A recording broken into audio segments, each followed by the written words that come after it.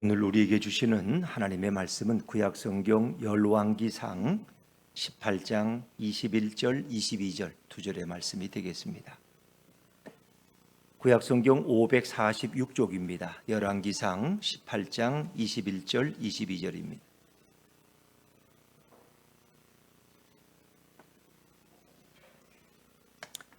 구약성경 열왕기상 18장 21절과 22절을 저와 여러분이 한 목소리로 같이 읽도록 하겠습니다. 시작.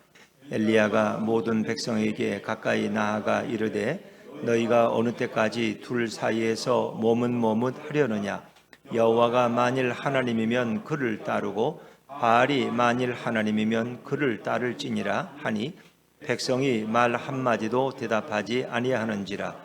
엘리야가 백성에게 이르되 여호와의 선지자는 나만 홀로 남았으나 바알의 선지자는 450명이로다. 아멘. 할렐루야. 네, 오늘 참 좋은 날입니다. 광복기념주일이고 또 복된 성일입니다. 이렇게 또 태풍이 지나고 나서 오늘 또 맑은 날씨를 주신 주님께 찬양을 드립니다. 오늘 여러분 예배를 통해서 예수님을 깊이 만나는 복된 시간이 되기를 소망합니다. 우리 좌우의 분들에게도 이렇게 한번 인사하시죠. 예수님으로 행복하시기 바랍니다. 예수님으로 행복하시기 바랍니다. 네. 지난 주간 새벽기도의 본문이 에스겔 16장이었는데 꼭 우리 광복을 맞이하는 대한민국을 많이 생각하게 하는 그런 본문이었습니다.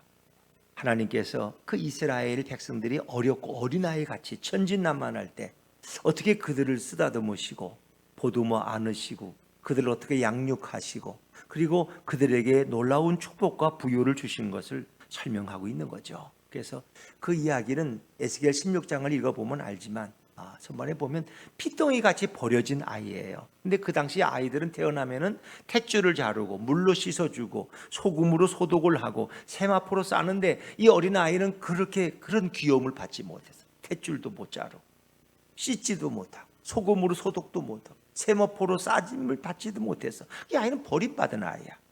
불쌍히 여기는 자도 없어요. 근데 우리 하나님께서 그 아이를 데려다가 안아주시고 먹이시고 그리고 키워주셨는데 그 아이가 성장해서 아주 현숙한 여인이 됐어요. 그래서 아름다운 여성으로 자라나는데 하나님께서는 그에게 최고급의 의류를 입혀줘. 최고의 폐물들로 장식을 시키고 왕관을 씌우고 왕후의 화려함과 명성과 품위를 갖게 하며 부요함을 주셔요. 그 이스라엘이 번영해서 세계적으로 유명한 나라가 되고 그렇죠. 다윗에게 배우러 오고 솔로몬의 지혜를 배우러 저 멀리 스바 여왕이 오고 이렇게 부강한 나라가 되었다는 거예요. 이제 근데 중요한 것은 이제 하나님이 주워온 아이, 그 현숙한 여인의 남편이 됐다고 성경은 설명해요. 그래서 성경적 원리는 하나님은 우리의 신랑이시고 이스라엘 백성은 그의 신부가 되시는 거예요.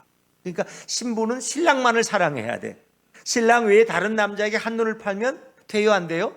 일단 안 되죠. 그러니까 이스라엘은 하나님만 사랑해야 돼. 하나님만 바라봐야 돼. 하나님이 그를 입히시고 구원하셨으니까. 근데 이제 이 아름다운 여성이 된 이스라엘이 한눈을 팔기 시작했다는 거예요. 하나님보다 우상을 더 숭배하기 시작합니다. 세상의 물질을 더 좋아하고 그리고 강대국들을 더 의지해. 어려운 일이 있으면 애굽으로 달려가고 아수르로 달려가고 바벨론으로 달려가고 하나님 앞에 나오질 않아. 이게 하나님이 상당히 섭섭하신 거예요. 그래, 그들은 분별할 능력이 없었다는 거예요.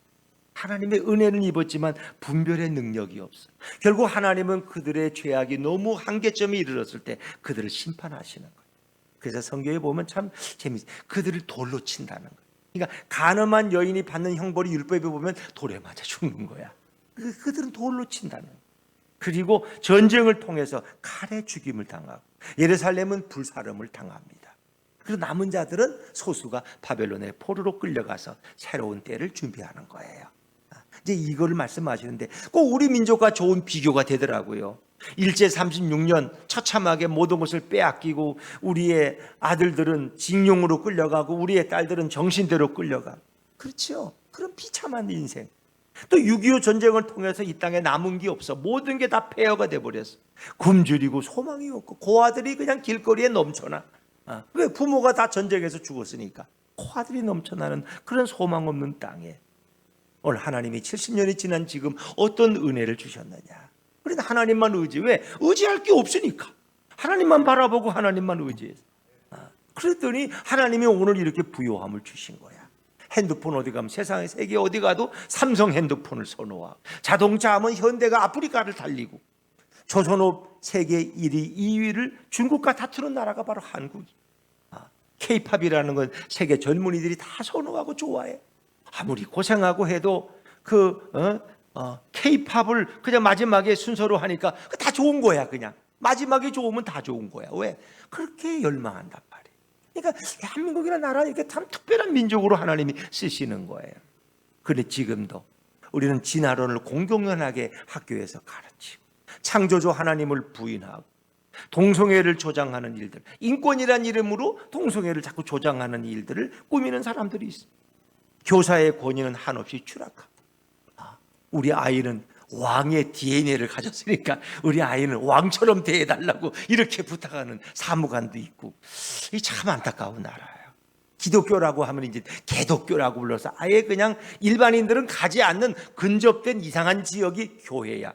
이렇게. 이거 하나님 기뻐하실까요? 네. 하나님을 부인하고 하나님을 떠나는 민족이 될까 봐 참으로 두려운 것입니다. 교회는 여전히 존재해요.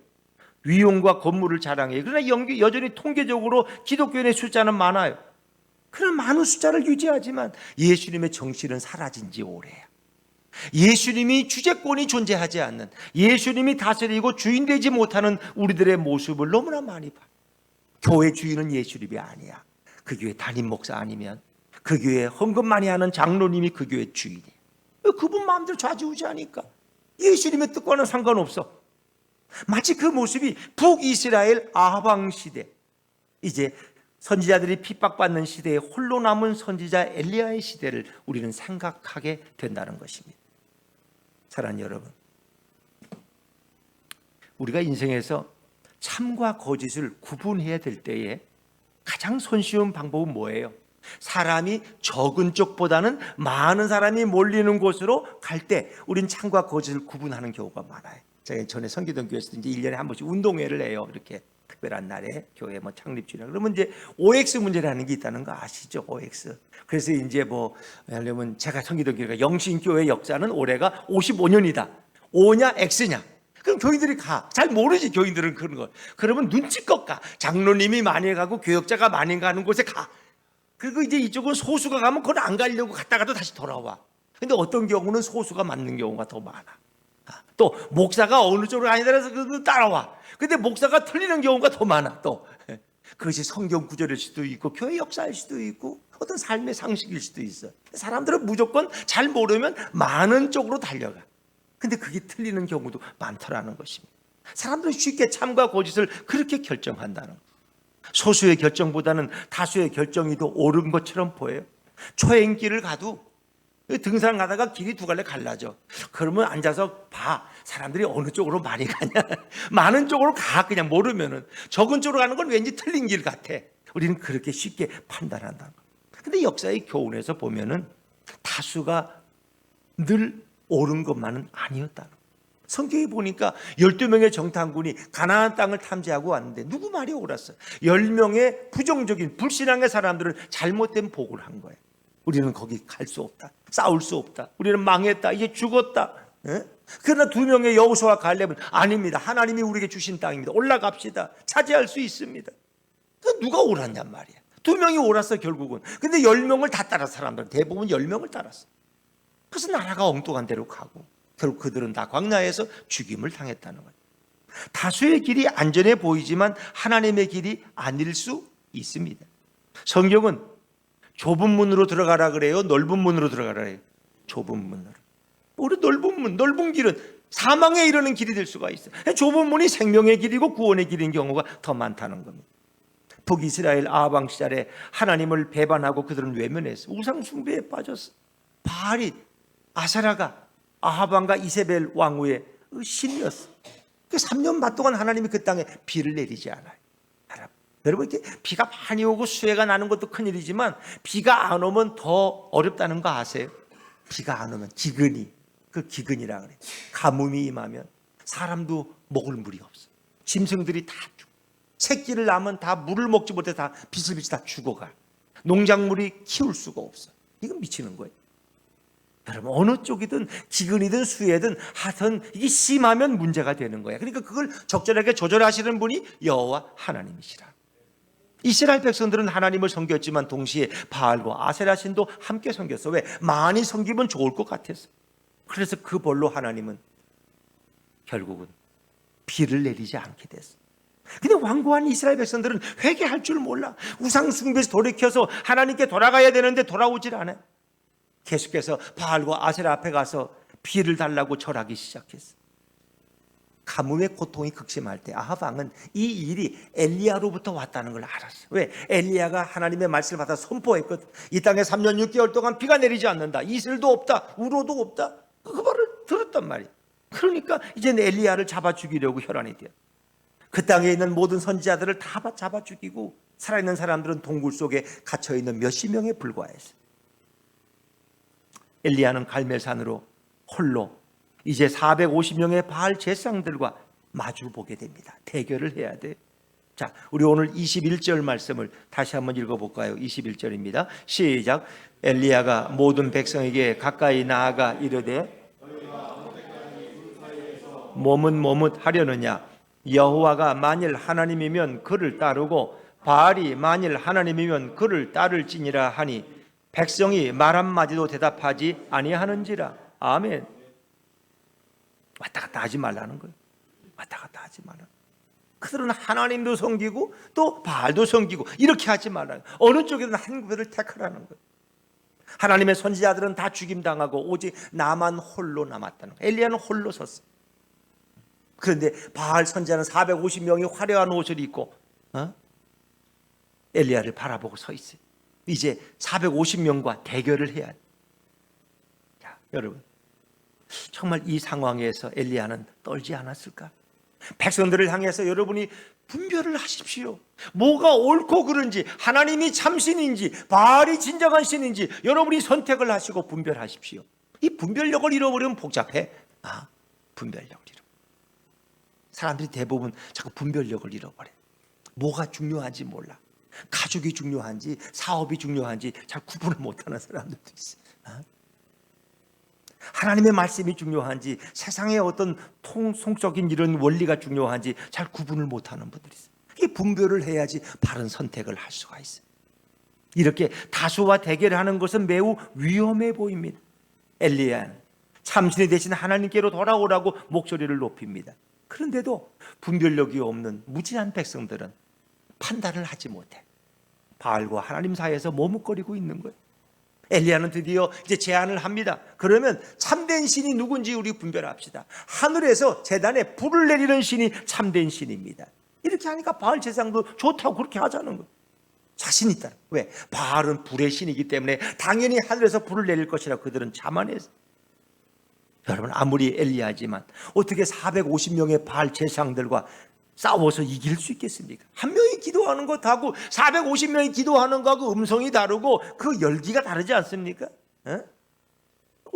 바알 제사장들은 자신 있게 담담하게 걱정도 안 하고 바알의 단을 탁 쌓아놓더니 그들이 모여서 기도하기 시작하는 거예요. 너무 자신만만해.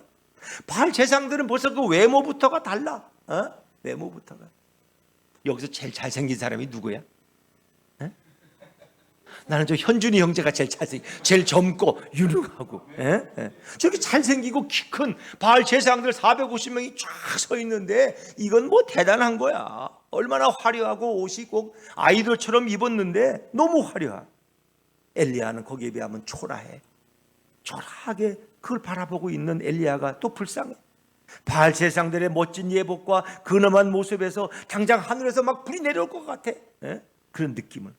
그들의 우렁찬 기도 소리는 천지를 진동시키고 사람들의 마음에 감동과 눈물을 주기에 충분했어. 그걸 보고 사람들이 막 눈물을 흘려.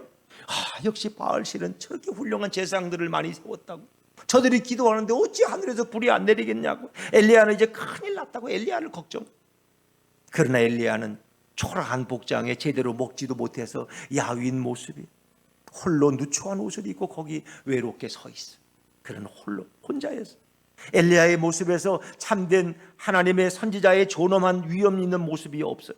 엘리야는 홀로 서 있고 초라해 보였고 기품이 없고 아주 평범한 사람처럼 이웃집 아저씨 같았고, 예수님이 그러했듯이 백성들의 눈에는 양쪽이 확연히 구분됐어. 이거 분명히 누가 승자고 패자고 이미 결정이 된 걸 마찬가지. 바알의 제상들은 저 보라고, 바알 신이 옷도 입혀주고 권위도 주고 많은 제상을 거스린 참신이 바로 바알 신이 아니냐고 사람들은 수군거리기 시작했어. 그러나 하나님은 선지자를 한 명만 초라하게 보내셨고, 제대로 먹이지도 입히지도 못하는 안타까운 신으로 하나님이 생각됐어요.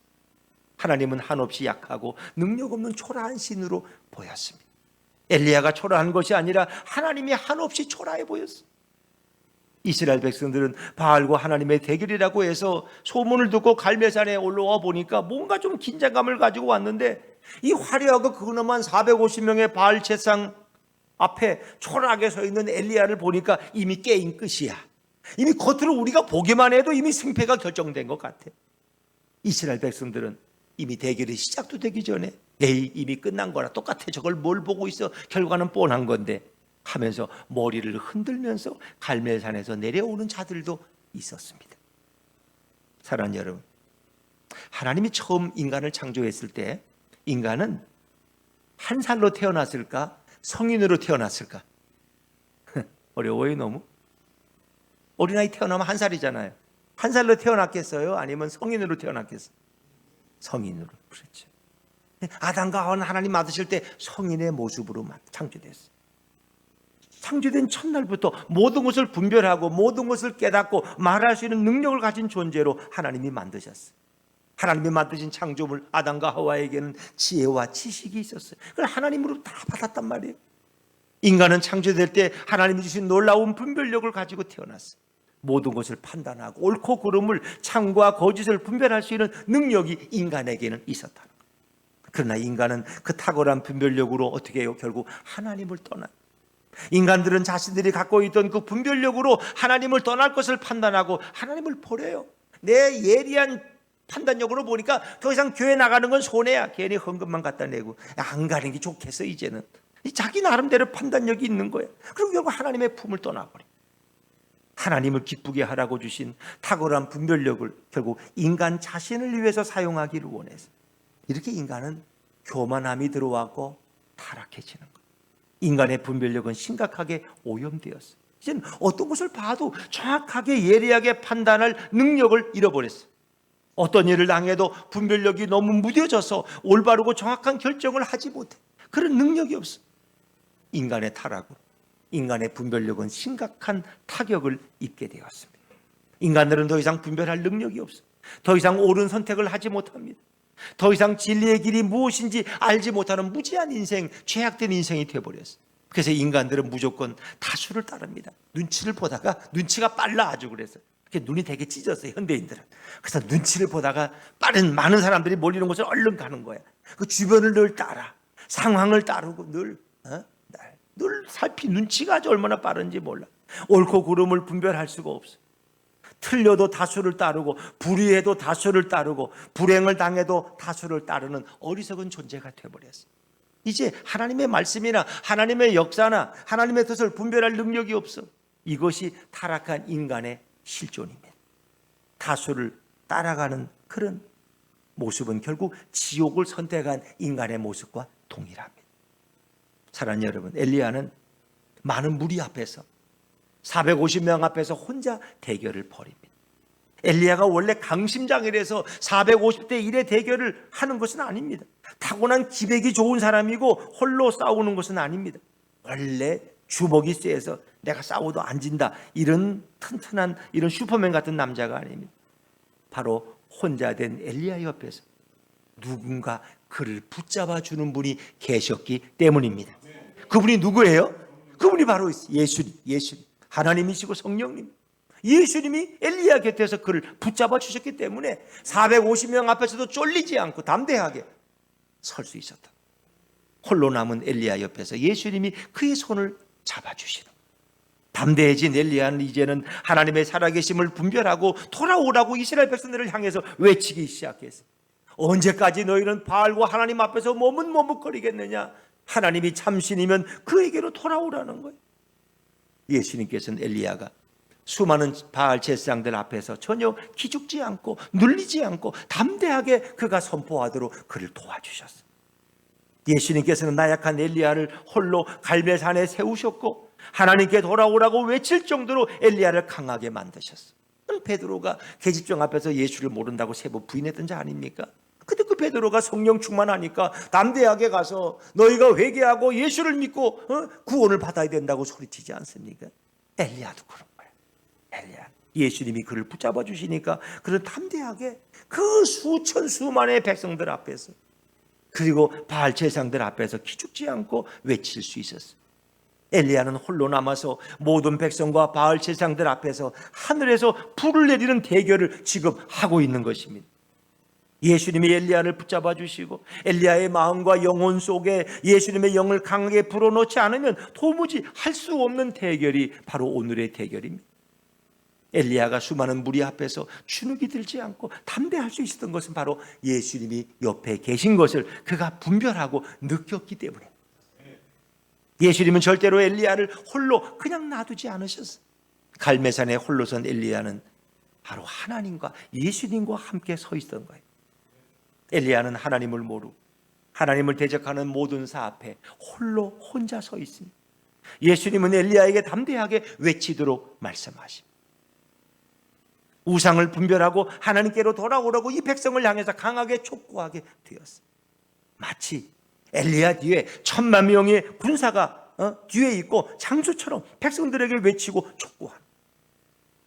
이럴 때 오히려 수많은 백성들이 동요하기 시작하래. 막 수근수근 되기 시작해. 아니 저 엘리야는 혼자 서가지고 이렇게 담대할 수가 있지? 또한 450명의 바알 제사장들과 400명의 아세라 제사장들이 놀랄 정도로 엘리야는 담대하게 외치기 시작합니다. 초라한 엘리야가 홀로 한 것이 아닙니다. 엘리야 속에 계신 우리 대장 되신 예수님이 하신 말씀이고 예수님이 엘리야를 붙잡아 주셨기 때문에 가능했던 것입니다. 예수님이 나약한 엘리야의 심정을 붙잡아서 아주 강심장이 되게 해주셨어요. 초라한 엘리야의 모습이지만 예수님은 그의 목소리에서 장군의 목소리로 호령하도록 그를 바꿔주셨어요. 그의 떨리는 두려움의 불안의 목소리를 다 버리게 하시고 장군의 목소리를 엘리야에게 주셨어요. 엘리야의 나약한 음성이 아니라 예수님의 담대한 음성이 엘리야를 통해서 쏟아나옵니다. 엘리야의 눈빛에는 담대한 불이 쏟아져 바로 예수님의 강렬한 눈빛이었어요. 엘리야가 촉구한 것이 아니라 바로 예수님이 그 백성과 제사장들을 향해서 촉구하고 계셨어요. 여러분, 예수님의 본체는 전능한 하나님이신 것을 믿으시기 바랍니다. 예수님은 홀로 남은 엘리야 속에서 역사하시는 거예요. 예수님은 많은 무리가 앞에 있어도 그들에게 전혀 눌리지 않습니다. 예수님은 다수를 두려워한 적이 없어요.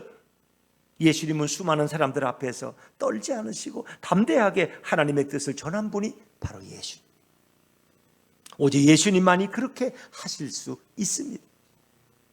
어떤 인간도 수많은 사람 앞에서 자신의 뜻을 담대하게 펼친다는 건 어려워요. 아무리 그런 사람도 수많은 앞에 서면 사람이 떨리고 주눅이 드는 거예요.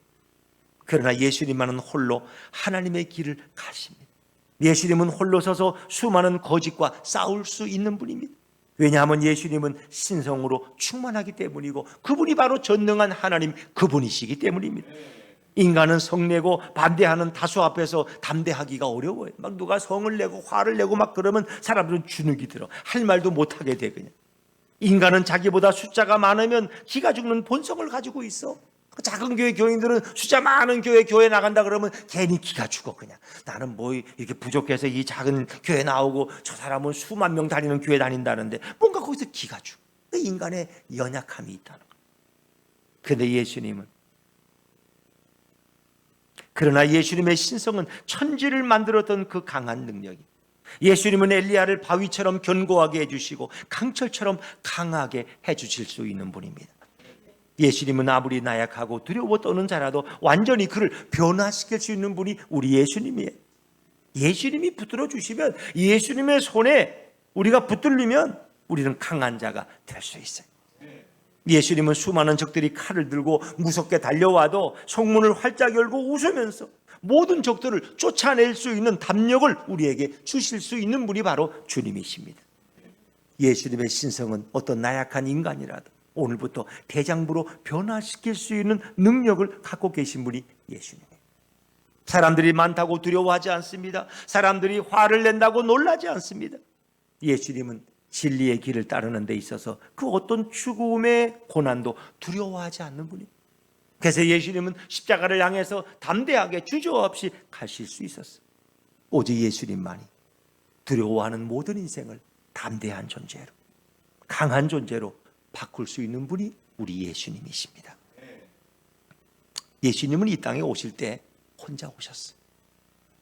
이 땅에 와서 수많은 사람들에게 하나님께로 돌아오라고 축복하시는데 홀로 이 땅에 오셨어요. 예수님은 홀로 초림하셨어요. 그런데 재림 때는 천군 천사들의 경호를 받으면서 그 무리를 데리고 함께 오실 거예요. 예수님은 이 땅에 오실 때 누군가와 함께 오지 않으셨어요. 인간의 모습으로 이 땅에 홀로 오셨습니다. 예수님은 비서를 대동하지 않으셨어요. 예수님은 다수의 무리들을 뒤에 데리고 오지 않으셨어요. 군대를 데리고 오지 않으셨어요. 예수님은 혼자 이 땅에 와서 모든 사역을 다 이루시고 완성하셨어요. 사람의 도움이나 조력을 전혀 받지 않으셨어요. 수많은 사람들은 분별력이 없어요. 하나님이 오늘 무엇을 원하는지 모르는 분별력이 없는 자들이 대부분이, 예수님이 정말 그리스도가 맞는지 분별할 수 없는 자들이 세상 사람들, 대제사장과 율법사와 서기관들은 예수님이 그리스도인지 분별하지 못했어. 이 땅에 오신 그 갈릴리의 예수가 그들이 기다리던 메시아 그리스도인 것을 그들은 분별하지를 못했어. 그래서 대제사장의 높은 위치와 권력으로 다수의 사내들인 공회와 더불어 예수님을 핍박하고 결국 십자가에 못 박게 되는 거죠. 또한 제사장은 분별력이 없는 수많은 백성들을 부추기고 선동해서 홀로 사역하시는 예수님을 거짓 선지자라고 속이고 다수의 힘으로 예수님을 죽이려고 여러 번 시도하게 되는 거예요. 그렇지만 예수님은 포기하지 않고 핍박을 받을 때마다 더 분명히 담대히 외치시는 분이 우리 예수님. 하나님의 뜻을 정확하게 분별하셨고 하나님께 돌아오라고 예수님은 말씀하십니다. 예수님은 이런 사역을 할 때 그 누구와도 자신의 고통스러운 사역을 나누시지 않습니다. 예수님은 자신이 짊어져야 되는 십자가를 다른 사람과 나누지 않습니다. 너 십자가 나하고 좀 나눠질래? 이렇게 하지 않습니다. 예수님은 홀로 그 모든 사역을 다 담당하십니다. 그분이 홀로 십자가를 지심으로 우리의 구원을 완성하신 줄로 믿습니다. 다소의 행포와 위협 속에서도 전혀 기죽지 않으신 분이 예수님. 갈멜산의 엘리야를 통해서 예수님의 모습을 계시하셨습니다. 이 갈멜산에 선 담대한 엘리야의 모습이 예수님의 초림의 모습을 우리에게 미리 보여주고 있는 거예요. 미리 구약을 통해서 자신의 초림의 사역을 할 때의 모습을 분명히 계시해 주셨습니다. 계시의 핵심이 무엇입니까? 예수님은 이 땅에 와서 하나님을 분별하지 못하는 수많은 종교 지도자들과 대결하십니다. 우리가 새벽에 에스겔서와 에레미야를 보면서 우리가 정말 충격을 받는 게, 하나님이 에스겔을 데리고 바벨론에 있는 포로로 끌려간 에스겔의 영을 끌고 예루살렘 성전에 와서 보는, 그 예루살렘 성전 은밀한 곳에 70인 장로들이 모여서 거기서 그 우상을 숭배하고 있어. 막 이상한 곤충의 모습 앞에 절을 하고 있어. 제사장들이 성전을 등지고 태양신을 향해서 절을 하고 예배하고 있어. 많은 여인들이 애굽의 담무스 신에게 절을 하고 통곡하고 있어. 이게 예루살렘 성전의 실상이었어. 사람들은 모르지, 겉에서는 하나님만 예배하는 줄 알았는데 실제 거기서는 우상과 바알과 아세라를 섬기고 있었다는 거. 이게 너무 충격적이지. 하나님을 분별하지 못하는 대중들은 그저 그들이 이끄는 대로 깔려가는 것. 수많은 종교 지도자들과 엘리야가 대결한 것처럼 예수님도 이 땅에 오셔서 하나님을 알지 못하는 바리새인들과 율법사들과 대제사장들과 대결을 벌이시는 거예요. 엘리야가 바알 제사장들과 백성들이 보는 앞에서 대결하듯이 예수님은 하나님을 알지 못하는 유다의 대제사장들과 대결하고 계시는 것입니다. 그래서 분별력이 없는 백성들에게 하나님께 돌아오도록 그들을 향해서 권면하시고 선포하시고 촉구하시는 것. 엘리야가 촉구한 것처럼 예수님도 촉구하셨어요. 수고하고 무거운 짐진 자들아 나 내게로 오라. 나를 따라오너라. 내게 와야 생명이 있고 구원이 있고 진리가 있다. 나는 길이요 진리요 생명이니 나로 말미암지 않고는 아버지께로 올 자가 없다. 예수님 말씀하셨어요. 그들에게 참된 길을 소개하셨어요. 엘리야가 혼자 대결한 것처럼 예수님도 혼자 대결하셨어요. 이것이 바로 구약에 미리 기록된 예수님의 초림의 사역입니다. 이분이 바로 홀로 이 땅에 오신 메시아이시고 인류의 구원자의 모습인 것을 믿으시기를 바랍니다. 이게 분별이 너무 중요해. 분별. 사람은 분별력이 있어야 돼. 분별력이 없으면 자꾸 엉뚱한 데로 가. 뭐 오늘 뭐 교회 가야 되나? 에이, 오늘 여기 큰 어머니한테 잘해야지 또 뭐가 나오지. 내가 교회만 간다고 잘 되나? 부모들한테 잘해야지. 이 분별력을 잃어버리면 사람이 세상으로만 끌려가게 되는 거예요. 분별이란 숫자의 많고 적음에 의해서 결정하면 안 됩니다. 많은 쪽으로 가는 게 분별이 아니야. 분별이란 숫자가 많든 적든 옳은 결정이래야 돼. 옳은 결정. 진리가 어느 쪽에 있느냐가 중요한 것이지 숫자가 많은 쪽에 가는 게 옳은 게 아니야. 이것은 진리의 결정. 진리의 결정이라는 건 흔들리지 않는 것, 변질되지 않는 것. 어제는 옳고 오늘은 그러다. 그건 진리가 아니야. 진리는 변하지 않는 거야. 우리의 예수님의 구원은 변하지가 않아. 십자가의 사건은 변함이 없어. 그게 영원한 거야. 예수님이 무엇을 원하실까 분별은 바로 알아야 돼. 예수님이 어디에 임재하시는가 분별은 늘 바로 깨달아야 돼. 분별은 나의 생각을 버리고 다수의 상황을 버리고 예수님을 따르는 거예요. 분별이란 다수의 사람을 따르지 말고 혼자 계신 예수님을 따라서 가는 거예요. 우리는 예수님의 분별력을 가져야 할 줄로 믿습니다. 그렇게 하면 아무리 소수의 길이라고 해도 옳은 길을 가게 되고 진리의 길을 가게 되고 구원의 길을 갈 수 있는 분별력을 가지게 됩니다. 분별력은 나 홀로 하는 게 아니라 분별력은 예수님과 더불어 사는 거야. 늘 예수님과 동행하고 예수님께 묻고 예수님의 음성을 듣고 예수님의 말씀으로 확신을 얻는 거. 이게 분별이야. 분별력은 나의 생각과 판단이 아닙니다. 예수님의 생각으로 판단하고 예수님의 생각으로 결정하는 게 분별입니다. 어느 게 옳을까 그럴까. 우린 이런 게 곤란할 때가 너무나 많잖아요. 분별력이 좋은 사람들과 분별력이 옳은 사람들은 결국 예수님만을 의지하는 사람들입니다. 진정한 분별력은 인생에서 매우 중요해. 한 번의 선택이 평생을 좌우할 수 있다는 말이 있잖아요. 예수님과 동행하고 예수님과 함께 분별하는 것이 참된 지혜고 겸손입니다. 사랑하는 여러분, 엘리야는 예수님의 도우심으로 하나님을 모르는 수많은 사람들 앞에서 담대하게 참신이신 하나님만을 분별하고 돌아오도록 외치고 촉구했습니다. 엘리야가 다수 앞에서 외친 것은 전능하신 예수님이 옆에 계셨기 때문에 가능했던 거예요.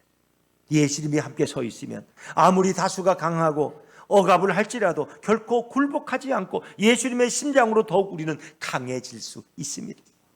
엘리야를 쓰러뜨리고 주눅들게 하려면 옆에 계신 예수님을 먼저 쓰러뜨려야 되는데 그분은 주눅드는 분이 아니야. 쓰러질 수 있는 분이 아니야. 예수님은 진리이신 하나님이시.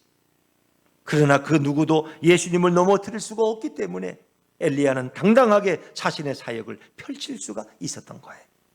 예수님은 엘리야에게 분별력을 주셨고 보이지 않는 하나님을 보게 하셨어요. 자신이 다수의 바알 제사장들과 싸워서 이길 것을 예수님은 엘리야에게 미리 알려주셨어요. 엘리야는 이미 자신의 승리를 알고 있었다는 거예요. 그렇기 때문에 두렵지 않은 거예요, 여러분. 이렇게 하나님의 뜻을 분별하면 엘리야가 얼마나 담대하게 갈멜산에 서겠습니까? 에?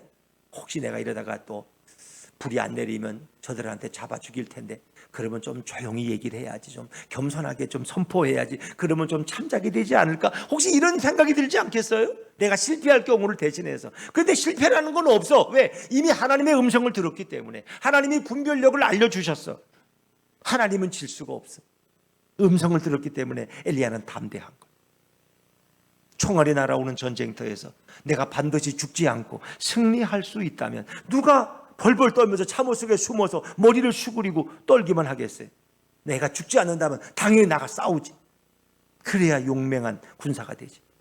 반드시 전쟁터에서 죽지 않고 승리를 한다면 얼마나 우리가 신나게 싸우고 얼마나 대담하게 싸우고 얼마나 열심히 싸울 수 있겠습니까? 인생이 얼마나 재미있지 않겠어요?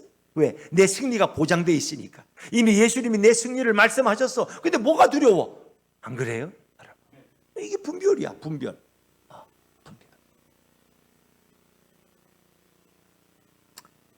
바로 엘리야는 하나님의 뜻을 정확히 분별했기 때문에 홀로 갈멜산에서 850명의 바알과 아세라의 제상들 앞에서 전혀 주눅들지 않고 오히려 대담하게 담대하게 대결할 수가 있었습니다. 하나님의 뜻을 정확히 분별한 엘리야는 축제 안에 온 학생들을 향해서 호통치는 선생님처럼, 물론 호통쳤다간 또 큰일 나지만 백성들에게 하나님을 따르도록 담대하게 외치고 사자의 불꽃 같은 눈길로 바알 제사장들의 길을 꺾어버릴 수 있었습니다. 이게 분별. 저도 사람이니까 이제 라합의 시리즈가 끝나고 다시 이제 이 엘리야 얘기를 좀 하려면서 중간에 좀 쉬어가고 다른 설교도 좀 할까 하면서 내가 이렇게 고민해. 그래서 한 2, 3일은 또 다른 설교를 가지고 묵상하고 이번에 좀 이걸 좀 몇 번 하고 다시 좀 엘리야를 하지 그래야 되겠다. 그래서 내가 그런데 자꾸 또 엘리야가 또 더 중요한 것 같아. 여러분들에게 엘리야의 음성이 더 중요한 것 같아. 그래서 나도 고민이 돼. 인간이니까. 그래서 그러다가 하나님 앞에 물어. 새벽기도 때 나. 그 하나님이 내가 어느 쪽을 더 좋아하겠냐. 하나님 말씀하셔. 그거야 당연히 이쪽이지. 그 결심하면 내가 확신이 서면은 그 다음엔 내가 왔다 갔다 하지 않아요. 한쪽에만. 왜? 이게 주님이 이걸 가라고 했는데 이제 곧 죽어도 여기야 이제 고야. 이렇게 흔들리지 않대. 어떨 때는 막 예전에 제가 전도사 때는요. 어떨 때 본문이 막 2개, 3개 있으면 다 좋은 것 같아. 이러다가 그냥 금요일 아침까지 주보 만들기 전까지 왔다 갔다 해. 그냥 그러다가. 토요일 날 겨우 하루 준비하고 설교할 때도 있어. 왜? 본문을 정하는 것도 어려워. 오늘은 광복절이니까 이 설교가 아니야. 지금은 이 설교가 더 교인들에게 더 필요한 것 같아. 이게 인간적으로 생각하면 계속 왔다 갔다 한다는 거야. 근데 하나님의 음성을 듣고자 하면은 그때부터 고민이 없어. 왜? 이건 하나님이 정해주신 본문이니까 이곳으로 가야지. 담대할 수. 여러분들 인생도 마찬가지. 어떤 일을 결정했는데 뭔가 자꾸 이게 하나님의 뜻이 아닌 것 같고 자꾸 뭔가 그러면 또 가다가도 이게 아닌 거 돌아갈까 말까 계속 고민해.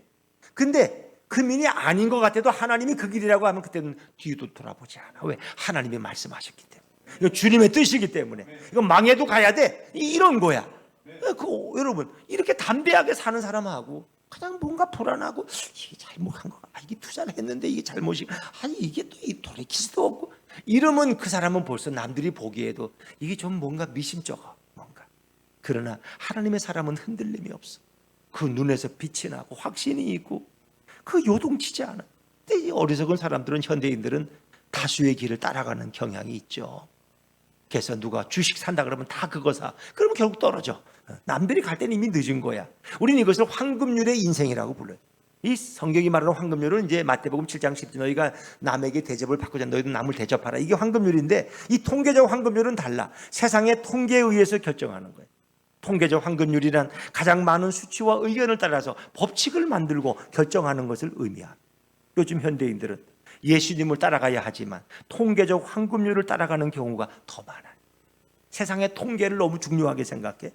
가장 안전한 길 같지만 그 길이 가장 지옥 같은 인생으로 사는 위험한 길이 될 수 있다.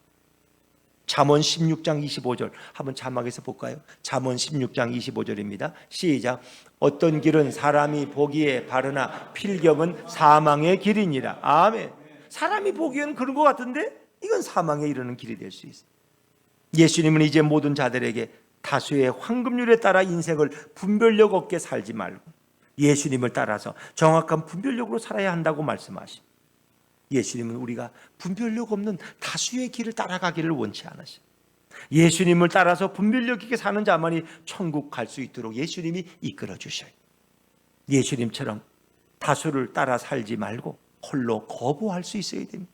홀로 불의를 거부하고 홀로 잘못을 거부할 수 있어야 돼요. 성도는 예수님처럼 엘리야처럼 홀로 하나님의 뜻을 지킬 수가 있어야 돼요. 예수님처럼 엘리야처럼 홀로 자신의 영혼과 마음을 지키는 자들만이 가정을 든든히 지킬 수 있고 배우자를 든든히 지킬 수 있고 자신의 복된 미래를 든든히 지키고 예수님의 뜻을 끝까지 지킬 수가 있습니다. 물론 인간들은 다수를 따를 수도 있고 예수님을 따를 수도 있어요. 어떤 삶이든 선택의 자유가 우리에게 있어요. 그러나 분별력 있는 길은 예수님이 다 이루어 놓으셨고 준비해 놓으셨다는 거예요. 주님께 묻기만 하면 돼. 이제 어떻게 해야 하는 자는 자신의 분별력으로 결정을 할 수밖에 없어요. 이 비극이죠. 우리가 예수를 따를까? 세상에 통계적 황금률을 따를까? 그건 여러분이 결정을 해야 돼. 성도는 많은 사람이 죄를 짓는다고 해서 따라서 죄를 짓는 자가 아닙니다. 성도는 예수님처럼 아무리 숫자가 적고 심지어 나 혼자일지라도 하나님이 원하시는 길을 정확히 분별할 수 있어야 되고, 하나님이 원하고 기뻐하는 길을 갈 수 있는 자가 성도입니다. 예수님은 성도가 홀로 불의와 대항할 때에 절대로 그냥 방치하시는 분이 아닙니다. 반드시 엘리야를 도왔던 예수님은 엘리야처럼 여러분을 도와주실 줄로 믿습니다. 홀로 하나님의 길을 갈 때 예수님은 엘리야처럼 예수님의 심장을 주셔요. 예수님의 패기와 용기를 우리에게 부어주셔요. 혼자서 도무지 할 수 없을 때 예수님이 그 옆에 서서 함께 해주시고, 많은 숫자를 보는 것이 아니라 살아계신 하나님을 볼 수 있도록 우리의 눈을 활짝 열어주십니다. 어떤 대장부보다 더 용기 있는 자로 우리를 만들어주시는 분이 바로 예수님. 예수님은 하나님의 길을 홀로 가는 성도들에게 반드시 나타나셔요. 반드시 옆에 서 계셔요. 반드시 우리를 붙잡아 주셔요. 반드시 우리를 이기게 하시는 분이 우리 예수님이에요. 엘리야를 붙잡아 주시던 그 예수님께서 오늘날 성도들을 붙잡아 주실 줄로 믿습니다. 결국 다수는 성도를 이길 수가 없어. 결국 다수는 진리를 이기지 못하고, 결국 다수는 하나님을 이길 수가 없어요. 오직 예수님이 붙잡아 주는 성도만이 모든 것을 분별하고 항상 이기는 삶을 살 수 있습니다. 우리는 이 시대에 엘리야처럼 예수님처럼 하나님의 길을 따르는 자가 되어야 합니다. 예수님의 제자들과 종교개혁가들은 모두 하나님을 따라서 소수의 길을 간 자들이에요. 그들은 넓은 문이 아니라 좁은 문을 더 좋아했어요. 이들은 다수의 행포와 억압 속에서도 전혀 굴복하지 않고 하나님의 길을 따라서 천국으로 들어갔던 자들입니다. 우리의 길은 예수님과 함께함으로 인하여 혼자라고 할지라도 올바른 길을 얼마든지 갈 수 있어요. 종교개혁자 마틴 루터는 모두가 천주교의 잘못된 길을 갈 때, 교황의 면죄부 판매나 이 모든 잘못된 교리를 따라갈 때 홀로 95개조 반박문을 구텐베르크 성당의 대문에 붙인 자가 바로 마틴 루터예요. 그런 인간 자신의 공로로는 결코 구원받지 못한다고 주장했어요. 오직 예수님의 은혜로만 구원받는다고 홀로 반박문을 선포했어요. 천주교의 다수의 사자들이 잘못된 길로 모든 백성들을 미혹된 길로 이끌어갈 때에 오직 하나님의 뜻을 정확히 분별하고 담대하게 선포한 사람이 마틴 루터예요. 종교개혁자 루터는 유럽에서 홀로 천주교와 싸웠던 영적 거장이었어요. 천주교가 보름수 종교재판을 열고 루터에게 죽음의 협박을 했지만 그 루터는 그들에게 복음을 증거하는 자리로 삼았습니다. 우리도 루터처럼 하나님이 원하시는 그 길을 분별력 있게 알아야 하고 담대히 걸어가고 담대히 외쳐야 할 줄로 믿습니다. 일제시대 독립투사들은 일제와 타협하지 않았어요. 형사들이 와서 왜 너가 모든 거 밀고 하면 너희 가문은 3대를 잘 살게 해주겠다고 왜 말 안 했겠어요? 근데 거기 넘어가지 않았어요. 그들은 오직 하나님을 바라보고 조국의 독립을 위해서 외로운 길을 달려갔던 사람들이 독립투사예요. 물론 그 가운데는 우리가 잘못 선별해가지고 일제 어용을 하던 사람이 독립투사로 해가지고 돈을 타먹는 사람도 있다 그러는데 그건 우리가 모르죠. 하나님만이 아시죠. 이 길이 바로 예수님이 원하는 길이고 예수님이 기뻐하는 길이야. 이제 말씀을 결론을 정리합니다.